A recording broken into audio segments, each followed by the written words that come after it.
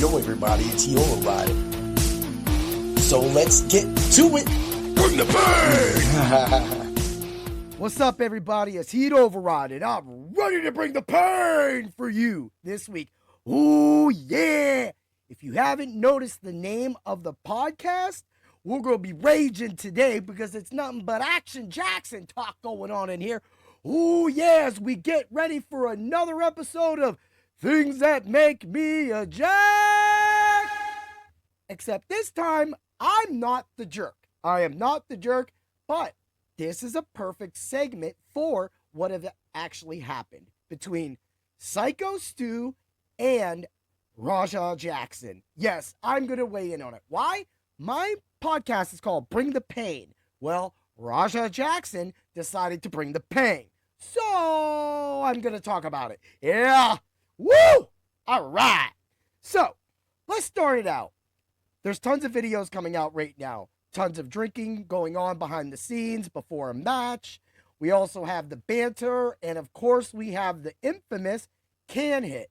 Now, this is one of Syko Stu's major moves. This is what he does.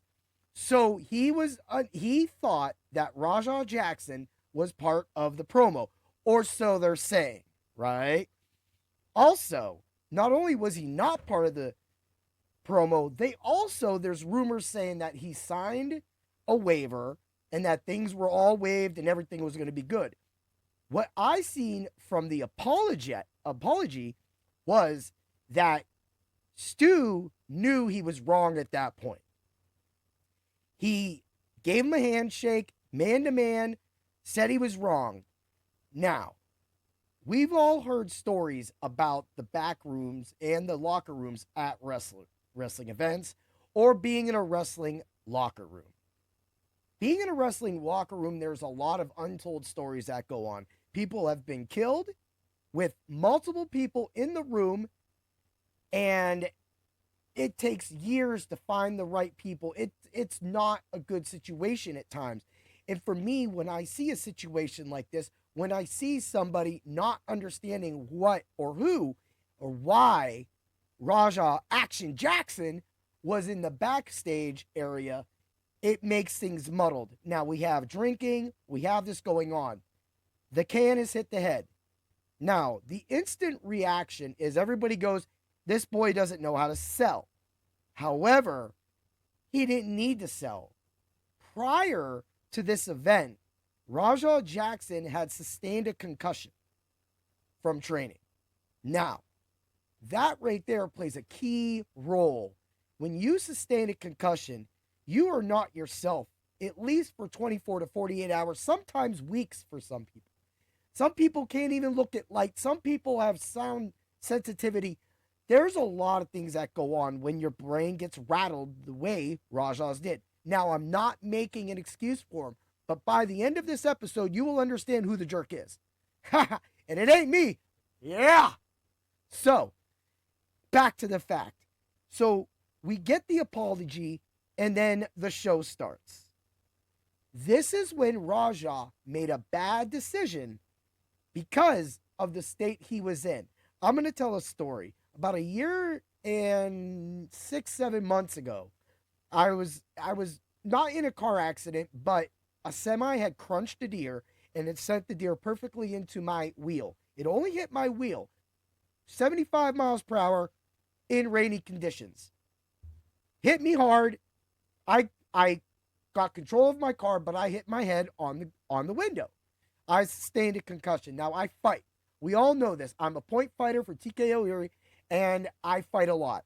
I get hit a lot. I get hit weekly, sometimes multiple times.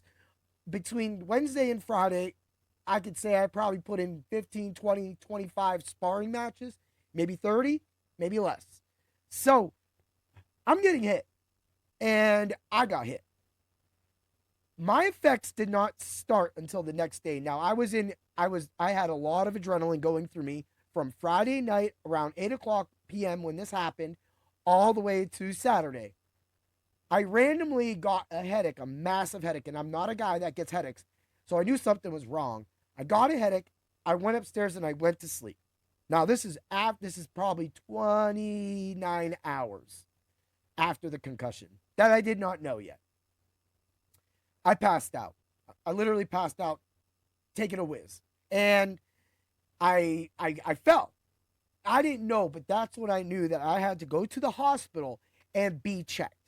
I was checked and I was not cleared for fighting for almost 2 months. Now, that says a lot. During that time, every time I didn't have light or sound sensitivity, every time I took my body to a certain level, because I was still working out, but there was times I would get really dizzy during this time. There was times when I was hitting the bag and I just didn't feel good. And I would stop. I would let myself calm down. I would take a break and I would go back to training at a lower rate. So you could say that I'm making a good decision, making a bad decision, keeping my training going, right?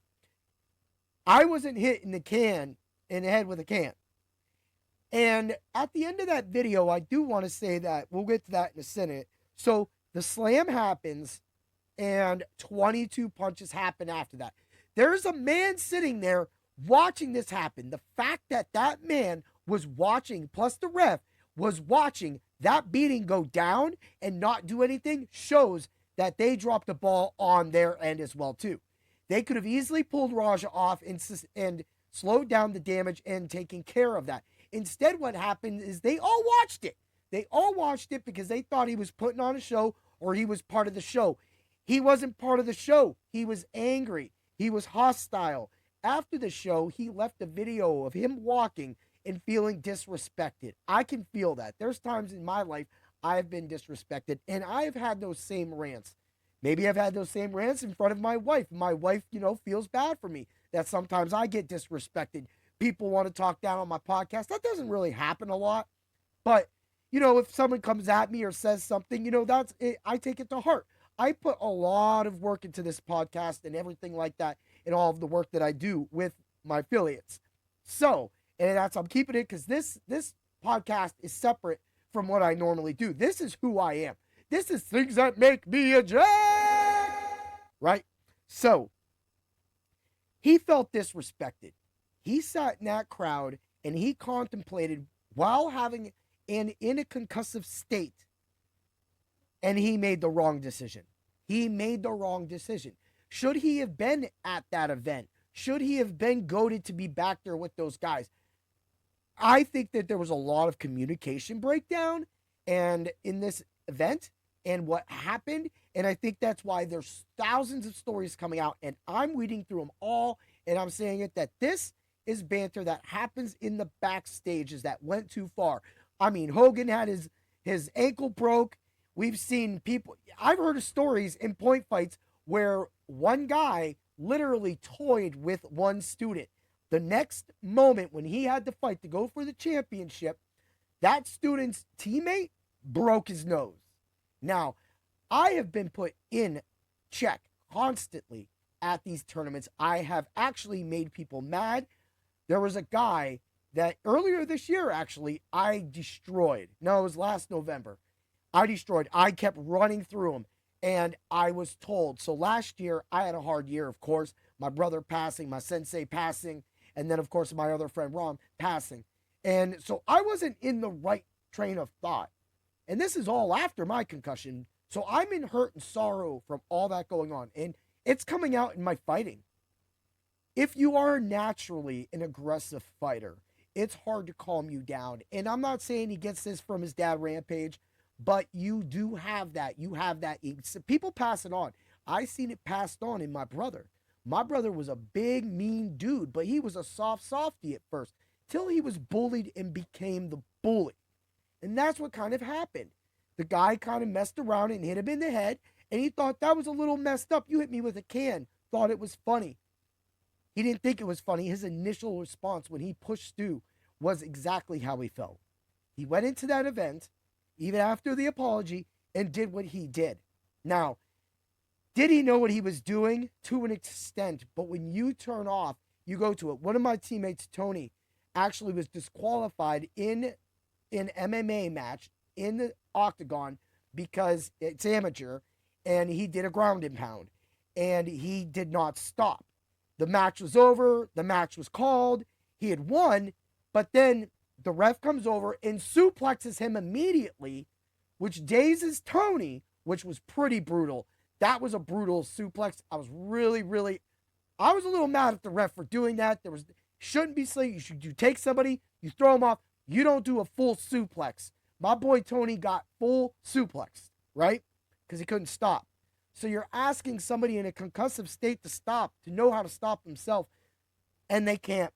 In that point fight, I kept knocking this dude down. The judge literally told me that one judge was not going to count my blitz anymore. I continued to blitz this guy. I won 3-1, but I knocked him down probably 10 times. Now, my buddy Robert, he knocked him down too, so the guy was just a fluffball. But he was knocked down. After the fight, he was heard saying that he wanted to fight me. Now, if he fights me, I kick the daylights out of him. I'm going to beat this dude down. Not only am I a better point fighter, I'm also a bigger, stronger, better man than he was. And it didn't matter that this 35-year-old moved up from the 18 to 34 division. I seen him at plenty tournaments. He came into my zone. And yes, I can pay for my actions in my mouth when I say I run through people. Eventually, when I make black belt, I'm going to be schooled. I'm going to be beaten. And I'm going to learn, and I'm going to defeat everyone in my division going forward. Because that is who I am. That is what I do. That is why I bring the pain, right? So when you talk about that, you talk about Raja's concussion. He wasn't thinking clear. And he clearly wasn't. Now, he may have to pay, and he probably will pay for reprimand. But what's going on right now is his father, Rampage, is trying to defend him. He's sticking up for his son, and he should. He should. If my son did some stuff, outside of like some bad stuff, I would say, hey, you should have did that. I put him in check, and I would have a talk with him. But instead, he's getting hoarded and harassed by the media. This is a guy you don't want to harass. Rampage will take your head off too. And the worst thing about it is, he's going to do it with less punches. He's going to do it with more anger because you're bothering him as a normal human citizen. You have to think. This goes back to what me and Dan talk about on the Fight Club of Pain. There is a difference between trying to fight a fighter in the street and fighting a fighter in the ring. We have rules. We fight by rules. And when we're out in the street, we may go into fits like this. We may go into blackout moments like this. And I know that doesn't help Raja in a lot of ways. And I do feel bad for him, because it just was a bad situation. He probably should have just taken the week off and just been away from stuff. But no, he wanted to get back out, do life, have fun, and get into it. And that is the thing about that. Sometimes in life, there are lessons to be learned. So who's the jerk in this situation? Raja is the jerk because he reacted poorly to this situation. That is exactly the same way when I say someone cuts you off, you hit your brakes, and the person behind you beeps their horn and flips you off. You're the jerk. It may not be your fault, but it happens. And if in that situation someone hits you, then you may be paying the insurance on that accident. So that's why Raj is most likely going to be paying the insurance, or Rampage might have to help him pay insurance, because there's some things going on with this man right now. He hasn't woke up because he hit him clearly on the button multiple times. He was getting his head. And this goes back to everybody around. You saw him getting hit like that. Now, there has been another video. It was done via podcast, and it was from the other guy, the guy that actually pulled him off, tackled Raja, got him, took a punch to the head. This dude is mad, and he is rightfully so. He has a right to be mad at Raja because he was trying to calm him down. But at this point, you can't calm him down. Go back to that fight. I knocked this guy down. My coach yelled at me. He stopped the fight, and he yelled at me while yelling at the other people and told me that I need to calm down, that I need to fight. I cannot fight at the level we fight at when we spar, and that one of the judges. So practically he ended up getting in an argument match with the other people and then walked away. And I went back, and the first thing I did was blitz him again and blitz him again and kick him and blitz him and punch him. The video's pretty strong. I beat the daylights out of this guy. And it could have been worse because honestly, earlier that summer, I was beating my guys. In a way, I'm a headhunter. And this isn't about me, but I'm trying to use the fighter instinct to show what happens to a fighter when something like this happens. When he was hit, immediately the adrenaline spiked in him. His mind wasn't right, and therefore he made a bad decision. He'll pay for it, but in the same time, there's lessons. One time, my brother, we were at a quarter draft night. We had a massive tray of 100 drinks. There was a tray of 20 or 25 drinks, whatever the thing you could buy them in. There was a tray of these individuals' tray next to his tray.